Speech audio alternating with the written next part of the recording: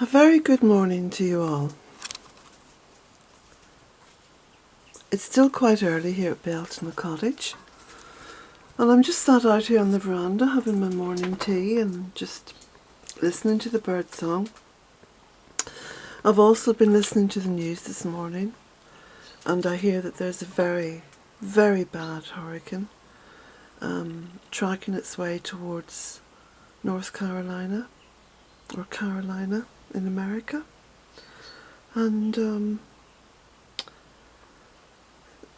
all the reports say so far this is the worst hurricane, and it's turned into a Category 5. Well, these storms are getting worse, and there's very little we can do about them in this present time as they're happening.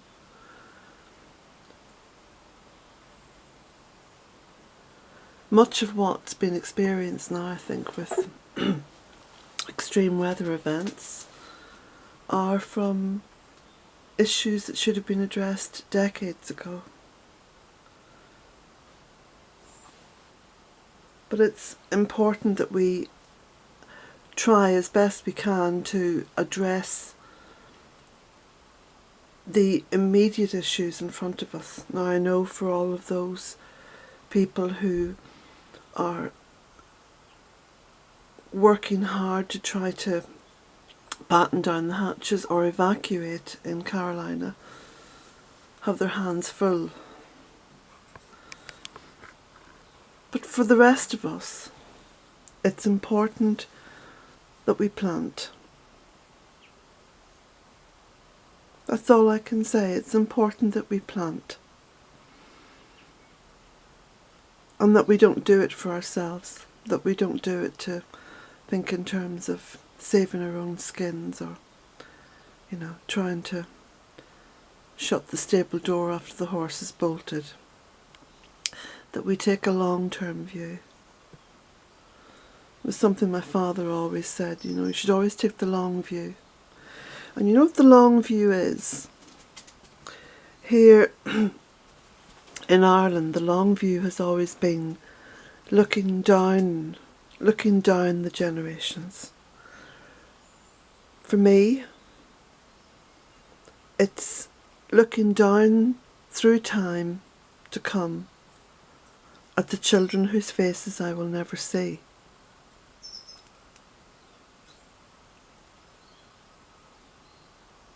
The children who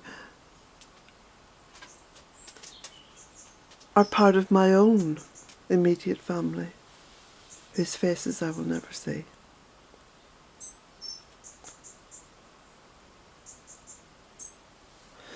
So that's all I say to people who, talk in terms of everything being too late. Oh, it's too late. Oh, we've done the damage. Oh, doom and gloom. Stop thinking of oneself. That's pointless. It's a pointless exercise. Try to see the bigger picture.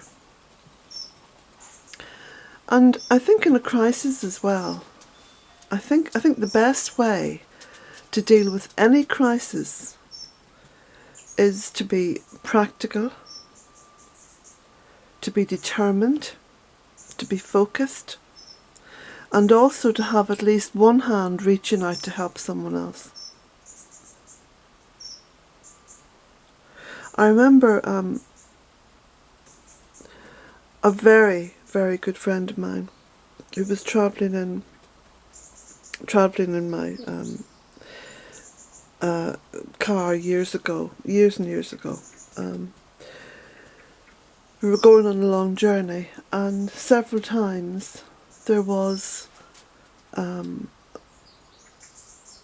necessity to make a sort of a very quick break stop. Not quite an emergency stop, but almost there, just to avoid some other person's tomfoolery on the road. You know what I mean here. You've probably all been in similar situations. And he said to me, after the second or the third incident, because I'm quite a cautious driver, he said, "Colette, why is it that you reach out your left hand, your left arm, and put it across my chest just as you're about to brake?" Of course, here in Europe, you know, we drive on the right-hand side. My steering wheel is on the right. And I said, "It's just an instinctive reaction. And it's an instinctive reaction to try to protect you." He said, "Well, I've travelled," because this guy didn't drive. He said, I've travelled in cars with loads of people and no one's ever done that before." And I looked at him quite surprised. I said, "Well, really?" I said, "But that's my deeply intuitive, instinctive reaction. And I've always done that." And it was only after that then that I began to think, you know, really? Do other people not do this? But I'm sure that there are people who do that. But it made me think about my mind and what was going through my mind, my subconscious mind, at that very point, at that very nanosecond where I was aware that there could be a serious accident. Could be. Because as drivers, we should always be prepared for the could happen, could be. Some others, you know, poor driving. And it got me started to think about myself and my own mind and how it worked, and could never quite fathom why I did what I did. But it's something that's very pertinent now at this point in time, when we're faced, as a species, when we're faced with such destructive possibilities. When for all the years of, you know, not doing the right thing by living on Mother Earth rather than with her, we're now faced with a kind of a fallout position, you know. So I think that is important, that you take all the necessary precautions, that you do what is right, but you keep one hand free to help someone else. And I think that should be the default position of humanity. And that whatever you do, you don't do because you think, oh, this can, you know, save me, or protect me, or protect my family. It should be, do your utmost to do what is your duty towards those who depend upon you. But keep that one hand free for someone that you have no idea whether they depend upon you or not.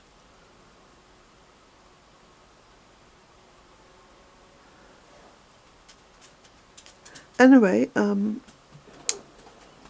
for all of you in America at the moment, and especially for people in Carolina,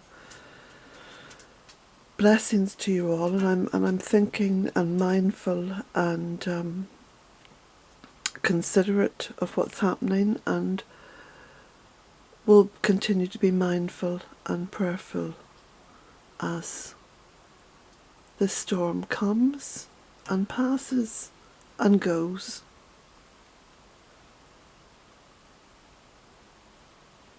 And then the pieces are picked up and put back together again.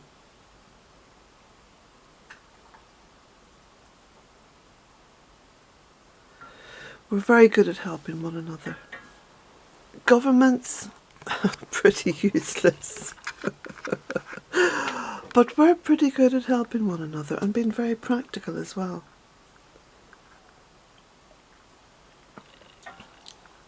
And I always use World War II as a default position because, you know, like when I'm thinking about these issues and these things, simply because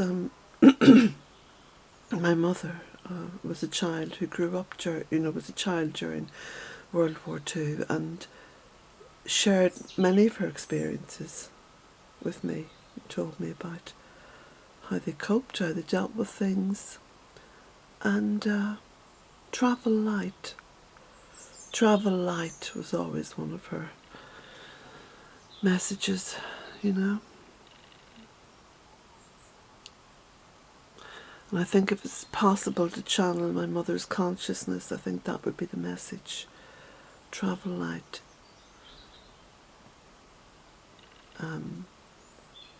The living, sentient beings that you care for are the ones that you must focus on.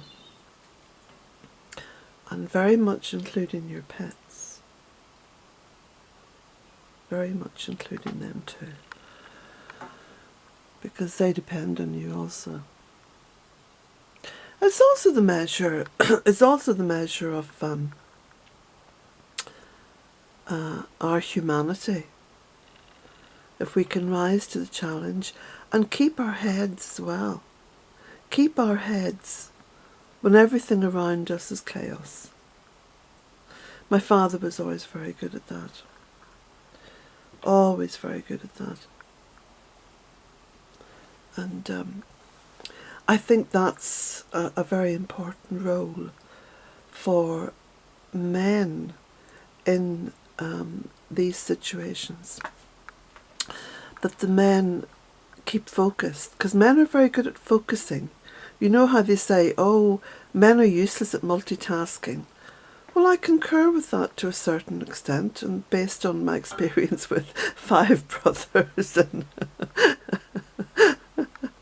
4 grandsons and so on and so forth, and my son, who's probably watching this and saying, no, I'm very good. You know, men aren't that great at multitasking. Women are good at multitasking. Men are brilliant at focusing and staying focused on one issue. And even my grandmother was wise enough to know that.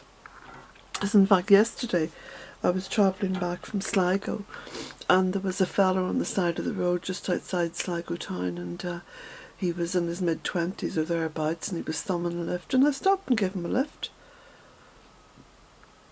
And many of you would be appalled at the thought of me, you know, a woman on her own stopping and giving a guy a lift. But I do. Because, as my grandmother said to me, and, you know, this is going back, like, I mean, I'm 62, I would have been 12 or 13, you know, just on the cusp of starting to go out with boys, you know, and going dancing and walking out, as they say, you know. And all those fun times. But she said, you know, Colette, when you're walking out, she says, keep them talking. Keep them talking, she said, because the men can only do one thing at a time. That's what I did. I talked the hind leg of this hitchhiker, and within that then I felt quite secure, you know, travelling in the car with him. So that's what I'd say. That's from my observations, but not just mine, but that of my grandmother, who was born in 1901. Passed over some time now, but her wisdom remains. So men are very good at staying focused. So that's the role of men in these situations, to stay focused and to keep your eye on the ball, keep your eye on the storm, keep your eye on what it is has to be done. And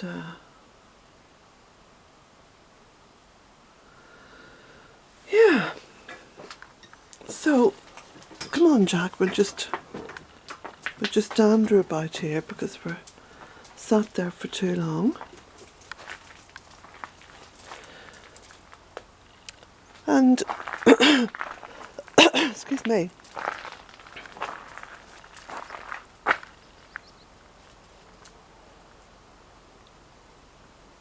So it's a beautiful morning here.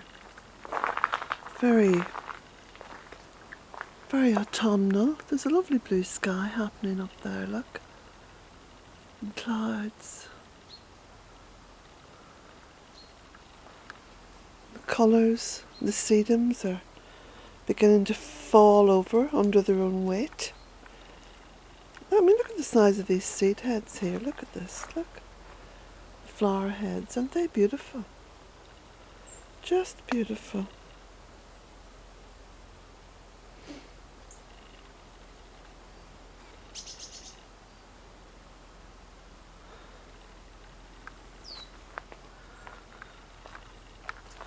So this is the last day now. I've gone over to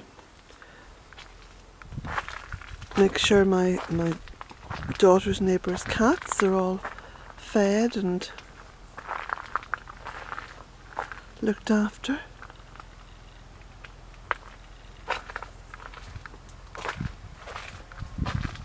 Oh, just to let you all know, I'll do a little video later on. Because when I got home yesterday from Sligo, and you can see here, this is my bedroom window, and you can see the little windows up there just slightly open. The postman had obviously been, and there was 2 packages, and they were on my bed. And I realised what Mr. Postman had done. He'd discovered that I wasn't here, so he'd gone round the house looking for an open window, and he fired them in through the open window onto the bed. You see how resourceful our Irish postmen are, you know. Problem? Oh, well, here's a solution. Very practical. So I thought that was brilliant. Just hear a tractor or something down there on the road.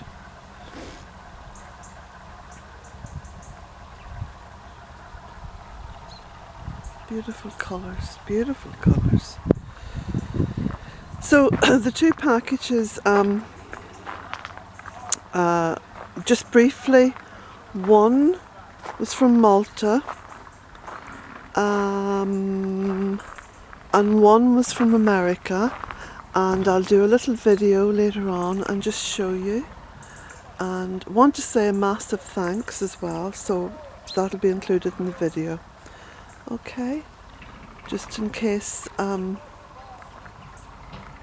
those of you who have posted those packages were fretting.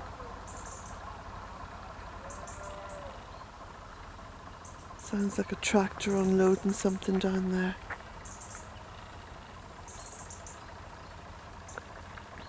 So you can see all the lovely colour changes going on. And you can also see the benefits of having crowned these trees a little bit.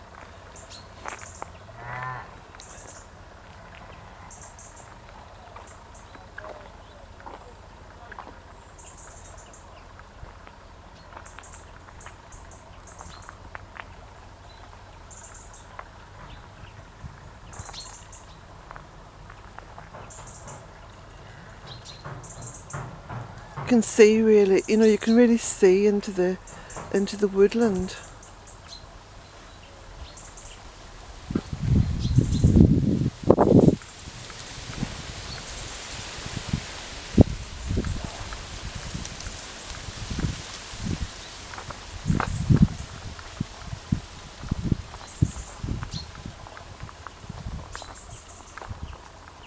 So I've got this side to do now.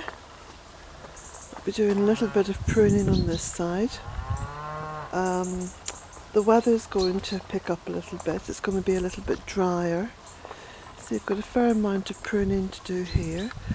But I just I just work away, you know, when it's suitable.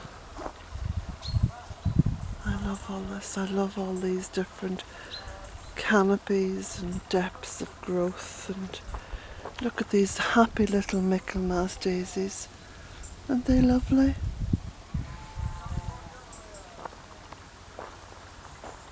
And there's the little spruce there that I keep trimmed. It's almost bonsai'd. There's my little dragon there in the tree, look. Little dragon in the tree. Huh?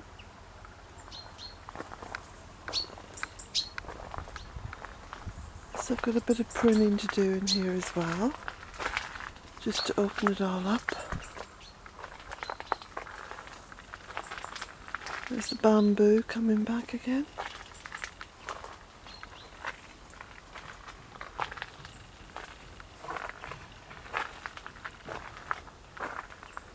I've got my little arch to do there.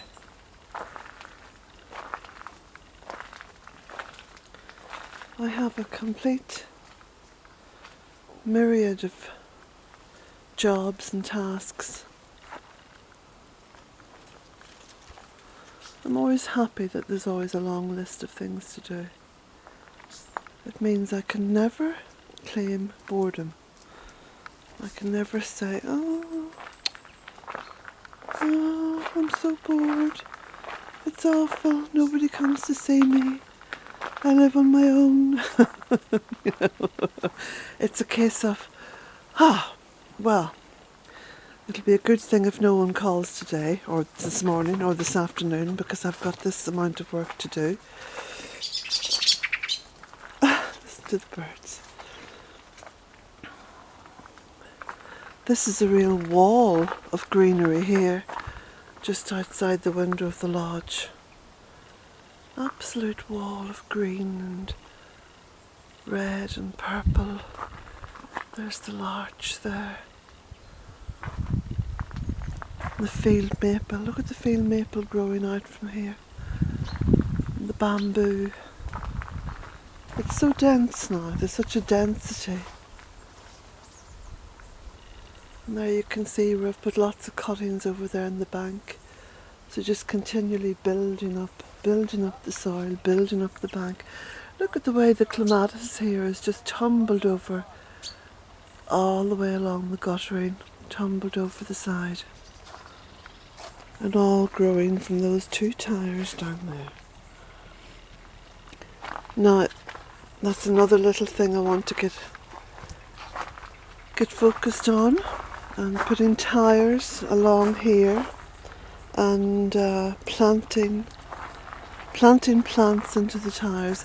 There's the morning sun shining on the goddess. Isn't that a beautiful sight on the Isles? Look at that, the sun's just come right out just as I speak. And then continuing with this lovely density of planting here in the hedge.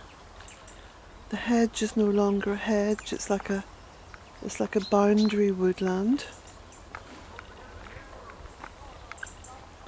There's the guys still talking to each other down there.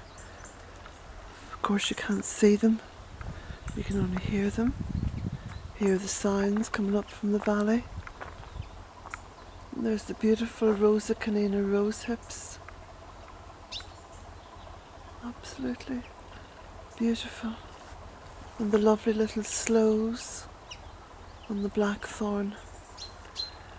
And we come back round to where we started. It's a 360 tour of the woodland just outside the cottage, all around the cottage, embracing life, embracing life. Blessings to you all.